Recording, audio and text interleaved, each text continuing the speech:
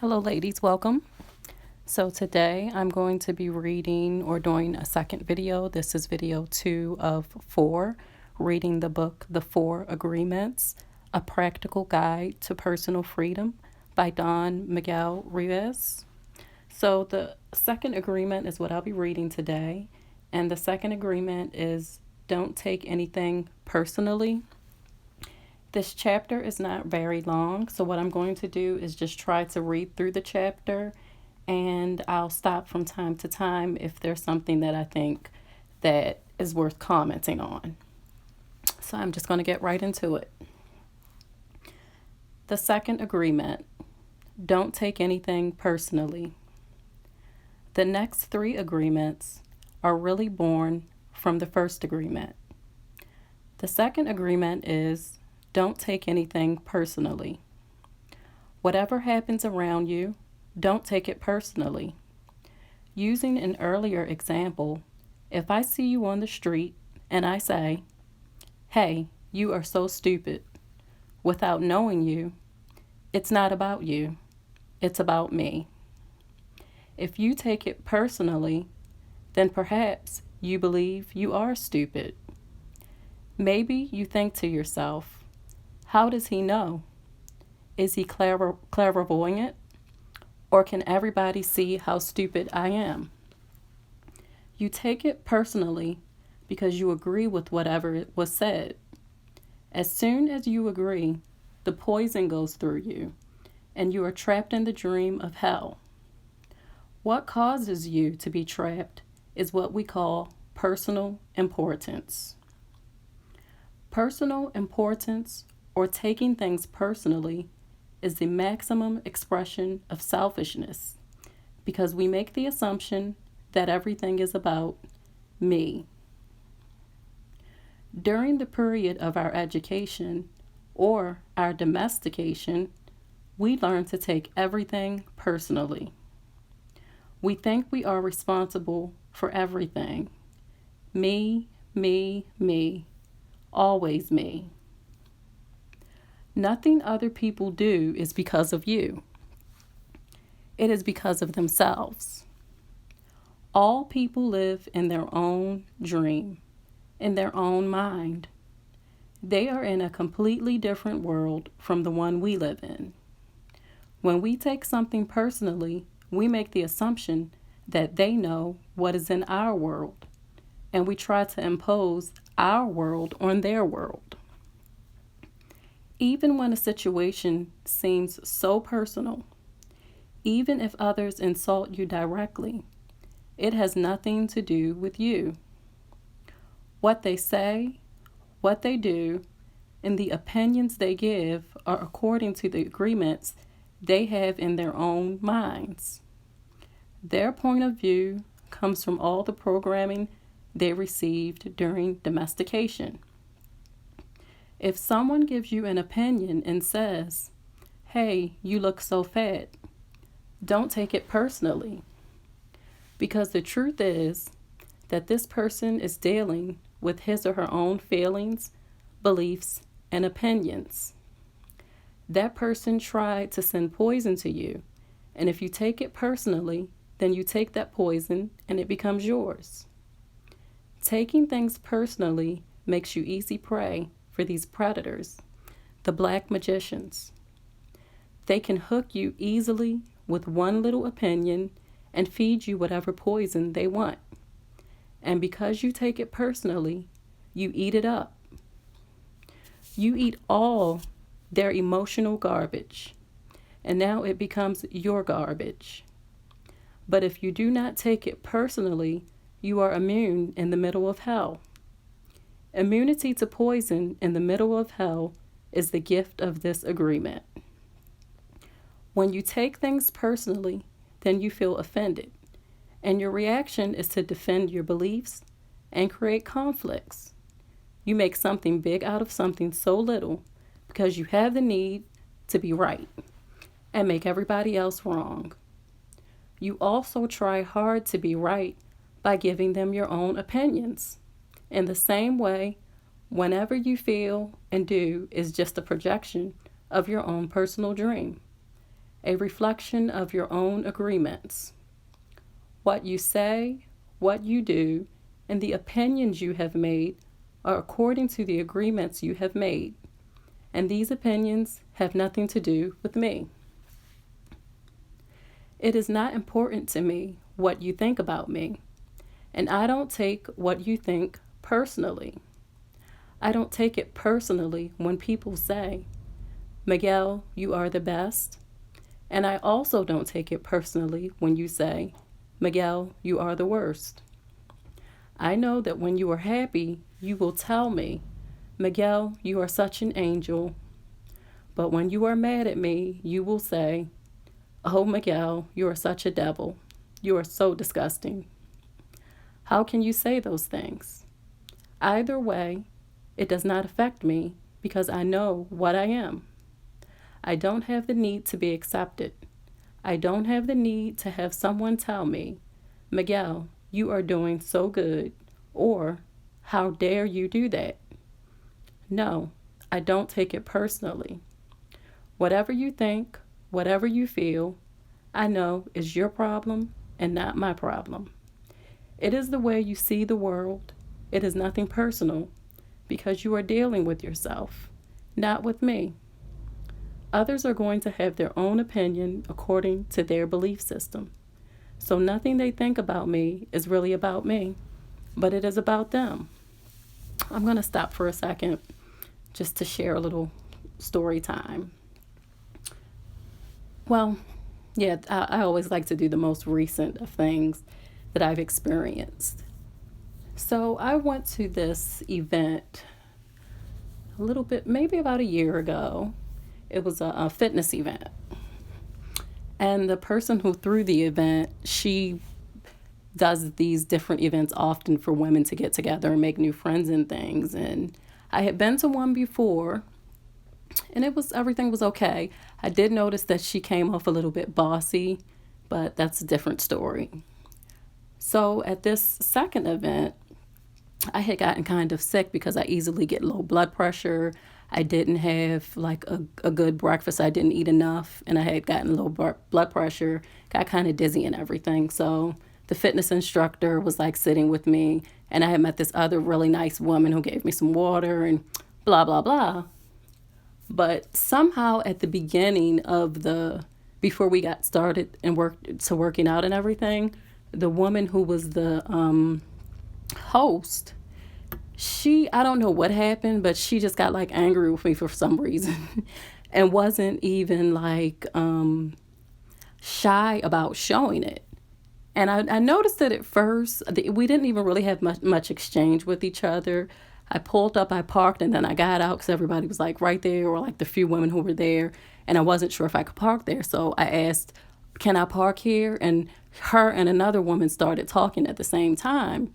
So I was looking at the other woman, and the woman who was the host was standing right beside me, but I wasn't facing her because we're standing shoulder to shoulder. So I said to the other woman, oh, what did you say? And she was telling me about the parking situation. And then I turned to the other lady and I was like, and you were saying, and I think she got like offended by that because she just like looked kind of annoyed. But I let it go. I was like, okay, maybe it's just me. It's really nothing. So after the workout and everything, I told you I got kind of sick. And I met this other woman who was really nice, and she sat with me. She was very sweet, very kind. She sat with me. We kind of hung out after that, and I could say we're associates. And so we went to like this little restaurant after that was like in walking distance, where they were like giving like yogurt and granola and drinks and stuff like that. And the woman walked over to the table, the host. So she walks over to the table, and I'm sitting there with 3 other women. And me and one woman were facing, if you kind of know, like it wasn't really a booth, but you know how like, okay, so me and one woman were facing, and we could see if someone walked up. The other 2 women that were sitting at the table, their backs were turned, so they couldn't see the person who was walking up. So the woman who hosted the event, she walked up, and she purposely like looked at everybody except me and was like, thank you for coming, and like completely ignored me, right? So after that, I was like, okay, yeah, I was right. My intuition was correct. She's offended. But it was so strange to me because I'm like, for somebody to be someone who deals with people so often and so regularly and to be so sensitive like that just didn't make sense to me. But I was just like, okay, fine. Hey. And I'm just thinking about that because I can think of other situations like that. And I didn't take it personally, but I did notice it. But I didn't like start to beat myself up about it, like, oh my God, what did I do? Because I know I didn't do anything. I'm not a rude person. And if I ever come off that way, I don't have a problem with apologizing myself. It's definitely not my intent to ever offend anyone with my behavior because that's just not me. I'm not like a mean person that just goes around trying to make people feel bad. Even when somebody's rude to me, as this woman was, I'm just like, okay, that's on her. She has some issues that are going on with her, and I'm not going to let that, I'm not going to accept that. That's not going to seep into me because clearly she was trying to make me feel bad for something that I'm really not even aware of. But being a host, and she was the host, the gracious thing, if I were in her shoes and someone offended me in some way, I probably wouldn't say anything, but I also would be like, okay, I really don't think that this woman meant to offend me because she doesn't even know me. Like nobody's like, I mean, well, maybe people are going around trying to offend people they don't even know, but as a host, I would be like, okay, she made a face or her comment sounded this way, but I don't think that it wasn't about me. She wasn't trying to offend me, and I would have just moved on. But I wouldn't have been so blatantly rude to someone who came to an event that I'm giving. Because again, if people are coming to your event, they're coming to support you. You're the host, they're coming to support you. So your attitude should be better. And then also, most things are by word of mouth. So you really you don't know who anyone knows. You just don't know. So I'm just sharing that to say, as I'm reading this and he's talking about the importance of not taking things personally, it just goes to, people will reject you for whatever reason. Sometimes people won't like how you look. Excuse me. They may not like the way that you speak. They may not like your hairstyle, the car you drive. They may feel that you are below them, above them, too dark, too light, too short, too tall. People can reject you for so many different reasons, but that is completely about them and it's not about you. And you have to realize that you reject people too. Because I try to get to know lots of different people, but I don't expect everybody to accept me because sometimes I can be getting to know someone and then I can see things about that person and I'll be like, okay, nah, I don't think I'm going to continue to get to know this person. For me, I don't really like judgmental people because I feel like if someone has the time to be judgmental, then they're going to be judgmental of me at some point because a judgmental person is a person who has not taken in, they don't have the patience to me. They don't have the patience to take in enough information so that they can make correct judgment. So they just kind of like make these snap judgments about people. And to me, that says that a person doesn't have patience. The person isn't emotionally mature. They're kind of arrogant, and those are not the kind of character traits that I want to have in a friend. So, but in the same event, I know that people also can see things in me that they don't like and decide they don't want to continue to get to know me. And I'm completely fine with that. We all have that as our right. But as he's saying, you have to be so careful just not to think things personally because most of the time, whatever is going on with someone is about them. Just like in the previous chapter when he talked about gossip. If someone is gossiping, it's mostly because they don't feel good about themselves. So they have to tear other people down to where they are so that they can feel good about themselves. And I think that a lot of times when people take things, personally, it's because they are maybe very self-conscious about something about them, or they have low self-esteem, or, so they like get wounded so easily because they already have a lot going on. So I just wanted to share that. I thought that was just like a perfect example of someone doing something and you're like, what just happened? But again, I didn't take it personally. I could tell you so many other situations over the years of people who have done things. And I'm not saying that you allow people to disrespect you because that's something completely different. That just, it reminds me of, there's another book that I'm going to read.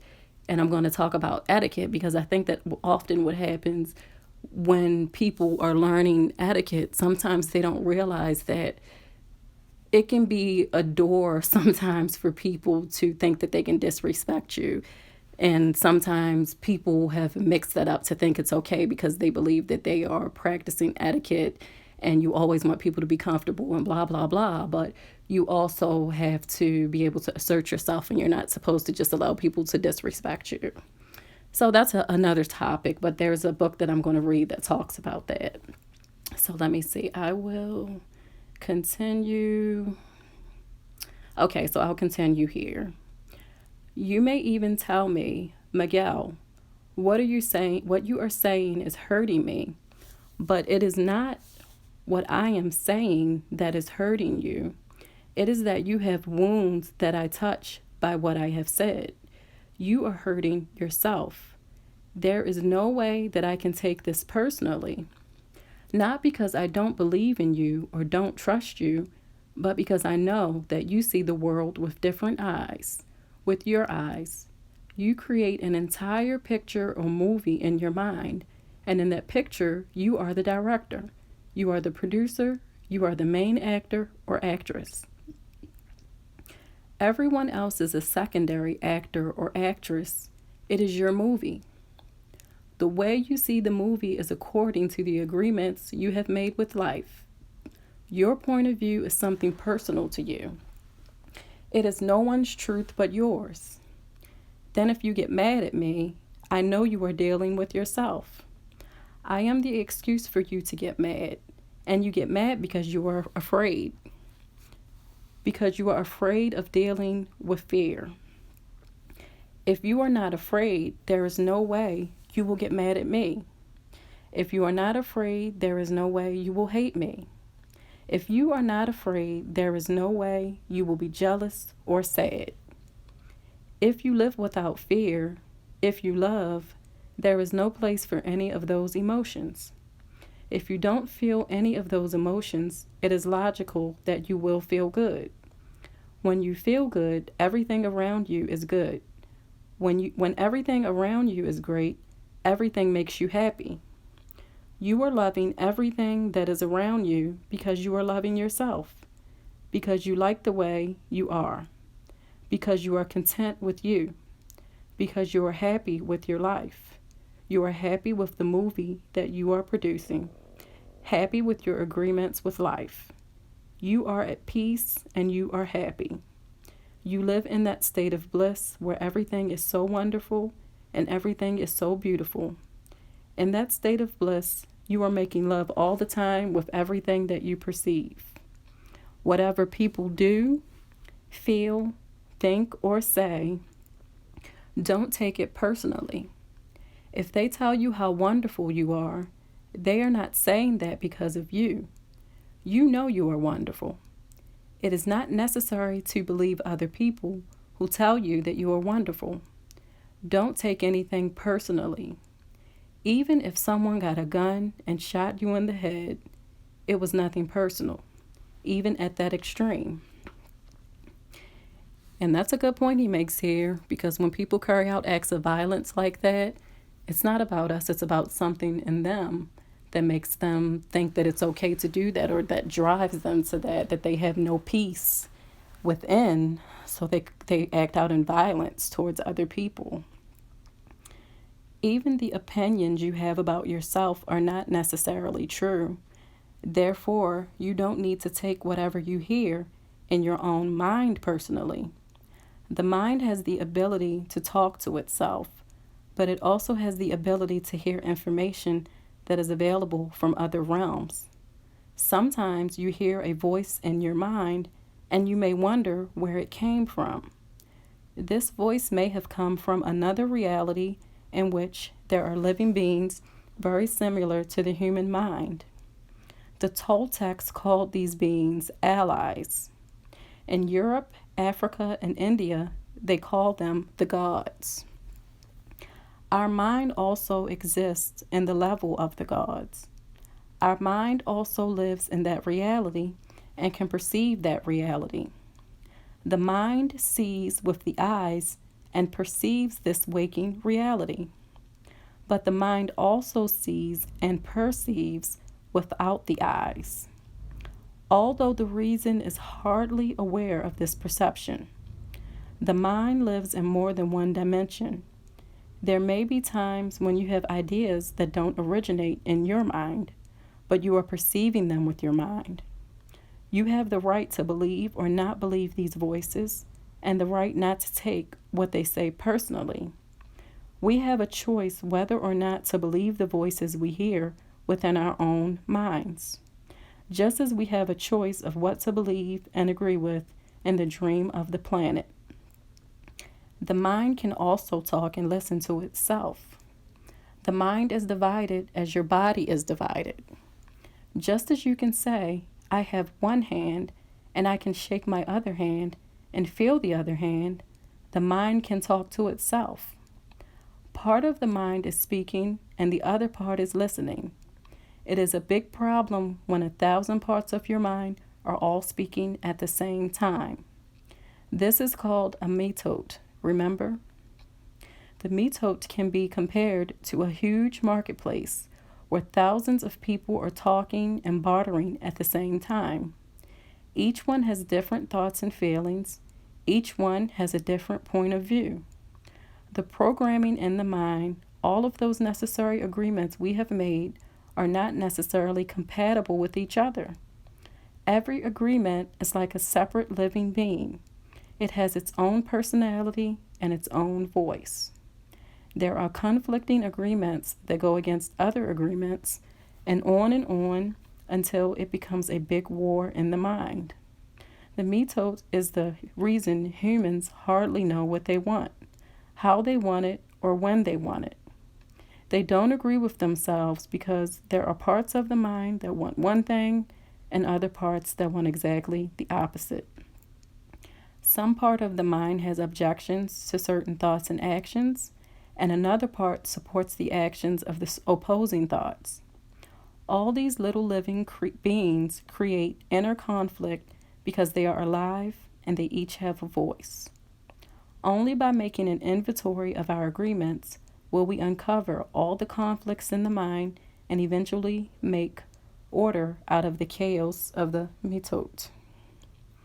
Don't take anything personally, because by taking things personally, you set yourself up to suffer for nothing. Humans are addicted to suffering at different levels and to different degrees, and we support each other in maintaining these addictions. Humans agree to help each other suffer. If you have the need to be abused, you will find it easy to be abused by others. Likewise, if you are with people who need to suffer, something in you makes you abuse them. It is as if they have a note on their back that says, "Please kick me." They are asking for justification for their suffering. Their addiction to suffering is nothing but an agreement that is reinforced every day. Wherever you go, you will find people lying to you, and as your awareness grows, you will notice that you also lie to yourself. Do not expect people to tell you the truth because they also lie to themselves. You have to trust yourself and choose to believe or not to believe what someone says to you. When we really see other people as they are, without taking it personally, we can never be hurt by what they say or do. Even if others lie to you, it is okay. They are lying to you because they are afraid. They are afraid you will discover that they are not perfect. It is painful to take that social mask off. If others say one thing but do another, you are lying to yourself if you don't listen to their actions. But if you are truthful with yourself, you will save yourself a lot of emotional pain. Telling yourself the truth about it may hurt, but you don't need to be attached to the pain. Healing is on the way, and it's just a matter of time before things will be better for you. If someone is not treating you with love and respect, it is a gift if they walk away from you. If that person doesn't walk away, you will surely endure many years of suffering with him or her. Walking away may hurt for a while, but your heart will eventually heal. Then you can choose what you really want. you will find that you don't need to trust others as much as you need to trust yourself to make the right choices. When you make it a strong habit not to take anything personally, you avoid many upsets in your life. Your anger, jealousy, and envy will disappear, and even your sadness will simply disappear if you don't take things personally. If you can make this second agreement a habit, you will find that nothing can put you back into hell. There is a huge amount of freedom that comes to you when you take nothing personally. You become immune to black magicians, and no spell can affect you, regardless of how strong it may be. The whole world can gossip about you, and if you don't take it personally, you are immune. Someone can intentionally send emotional poison, and if you don't take it personally, you will not eat it. When you don't take the emotional poison, it becomes even worse in the sender, but not in you. And I'm going to stop for a moment just to say, if you find yourself in a situation, maybe I'm thinking maybe in the workplace. If there's somebody in the workplace who's always maybe trying to belittle you, or they're condescending to you, or they make backhanded compliments at you and things like that, notice what happens if you never take it personally and they can tell that it's not bothering you. And over time, you will notice that the person is getting angrier and angrier, and they're acting out more and more because, like he just said, when you don't take the emotional poison, it becomes even worse in the sender, but not in you. So if you, I hope that you wouldn't be in that situation. But if you ever do find yourself in a situation where someone at work, you know, they don't like you and they're doing some of the things that I just mentioned, and you don't receive it, meaning you don't let it get you emotionally worked up, you don't let it make you angry or anything like that, and you observe this person over time, and you can just actually see it start to build up in them. They're because you aren't receiving it. So this is true because I've seen that happen before. Not only with me, just with other people, just observing. So I do know that to be very true, what he's saying. So let me continue here. This is not much longer. It's about 2 more paragraphs. You can see how important this agreement is. Taking nothing personally helps you to break many habits and routines that trap you in the dream of hell and cause needless suffering. Just by practicing this second agreement, you begin to break dozens of teeny tiny agreements that cause you to suffer. And if you practice the first 2 agreements, you will break 75% of the teeny tiny agreements that help keep you trapped in hell. Write this agreement on paper and put it on your refrigerator to remind you all the time. Don't take anything personally. As you make a habit of not taking anything personally, you won't need to place your trust in what others do or say. You will only need to trust yourself to make responsible choices. You are never responsible for the actions of others. You are only responsible for you. When you truly understand this and refuse to take things personally, you can hardly be hurt by the careless comments or actions of others. If you keep this agreement, you can travel around the world with your heart completely open and no one can hurt you. You can say, "I love you," without fear of being ridiculed or rejected. You can ask for what you need. You can say yes or you can say no, whatever you choose, without guilt or judgment. You can choose to follow your heart always. Then you can be in the middle of hell and still experience inner peace and happiness. You can stay in your state of bliss and hell will not affect you at all. So that was the second agreement in the book, The 4 Agreements by Don Miguel Ruiz. I hope you enjoyed this reading. Thank you.